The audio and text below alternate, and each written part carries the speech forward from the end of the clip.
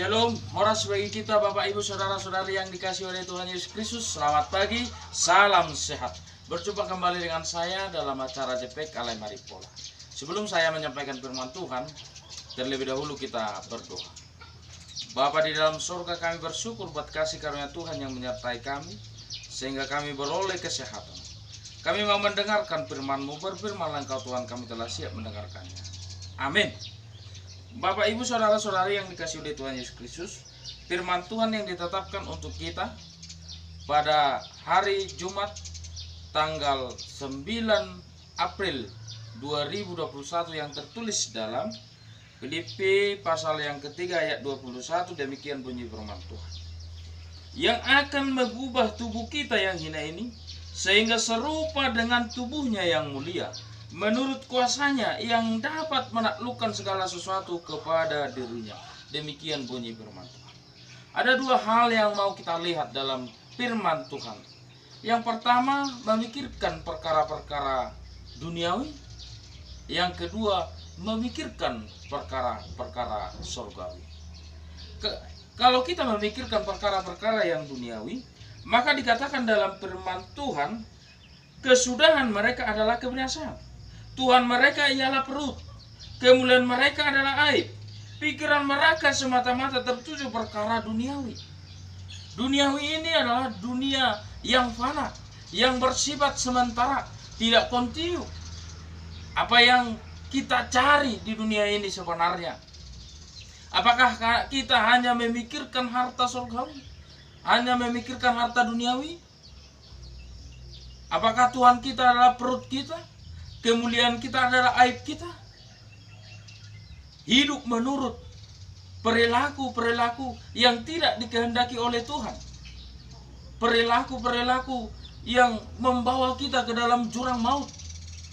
Mengarahkan mata kita kepada hal-hal yang tidak benar. Perkara-perkara duniawi. Tujuan hidup kita hanya duniawi ini, yang penuh dengan sandiwara, yang penuh dengan berbagai macam persoalan. Bapak, Ibu, Saudara-saudari yang dikasih oleh Tuhan Yesus Kristus, selayaknya lah kita orang yang percaya, yang telah dibangkitkan oleh Tuhan Yesus Kristus, dimenangkan oleh Tuhan Yesus Kristus melalui kematiannya di kayu salib dan kebangkitannya pada hari yang ketiga. Janganlah kita menjadi seteru salib Kristus.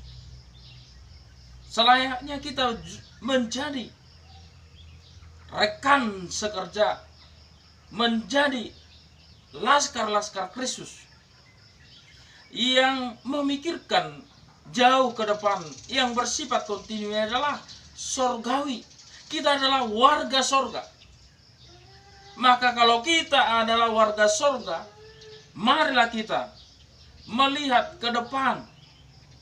Ada sesuatu hal yang terbaik diberikan Tuhan dalam hidup kita. Dikatakan dalam firman Tuhan, yang akan mengubah tubuh kita yang hina ini sehingga serupa dengan tubuhnya yang mulia. Kita diubah. Tubuh kita yang hina ini diubah menjadi tubuh yang mulia. Bagaimana mungkin tubuh kita menjadi tubuh yang mulia kalau kita tidak mengikuti, menuruti hal-hal yang dikehendaki oleh Tuhan? Karena menurut kuasanya yang dapat menaklukkan segala sesuatu kepada dirinya, dapat menaklukkan segala sesuatu, maka kita harus percaya kepada Tuhan, menaruh pengharapan kita kepada Tuhan. Hanya Dialah juru selamat kita, hanya Dialah tempat kita bersandar. Dia akan mengubah tubuh kita yang hina. Ketika kita datang berseru, bertobat, merendahkan diri kepada Tuhan, saya mengaku salah, saya selalu memikirkan hal-hal duniawi, padahal saya tidak memikirkan bahwa ada kehidupan yang kekal, yaitu di sorga kelak. Hiduplah menjadi orang-orang yang mau berubah, bertobat dari perilaku yang buruk, perilaku yang fana. Dikatakan dalam firman Tuhan, yaitu Efesus pasal 4 ayat yang ke-22, yaitu bahwa kamu berhubung dengan kehidupan kamu yang dahulu harus menanggalkan manusia lama yang menemui kebinasaannya oleh nafsunya yang menyesatkan. Meninggalkan kebiasaan yang lama. Kebiasaan yang lama apa? Yaitu hal-hal yang tidak berkenan di hadapan Tuhan, memikirkan perkara-perkara duniawi, tetapi selalu memikirkan yang terbaik. Bagaimana kita umat manusia berjalan, berubah, bertobat dari perilaku-perilaku yang lama ke jalan yang benar, jalan Tuhan. Maka Bapak, Ibu, saudara-saudari yang dikasihi oleh Tuhan Yesus Kristus, Tuhan itu yang Maha Kuasa. Otoritasnya ada di dalam dirinya, berkuasa menaklukkan segala sesuatu. Kenapa kita mesti takut?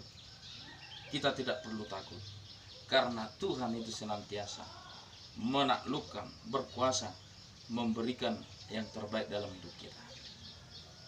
Dalam buku ND nomor 522 mengatakan, surgoi sambulo tadoi dangadong besiayon disi nama muji holong nadisi pinaluan itu hatai surgoi dangadong besiayon disi surgoi dangadong besiayon disi. Di sorga kelak tidak ada keluh kesah sakit. Di sorgalah tempat kita berteduh. Itulah tujuan kita juga yang pertama. Di sorga bersifat kontinu, yaitu hidup yang kekal. Karena dunia ini bersifat sementara.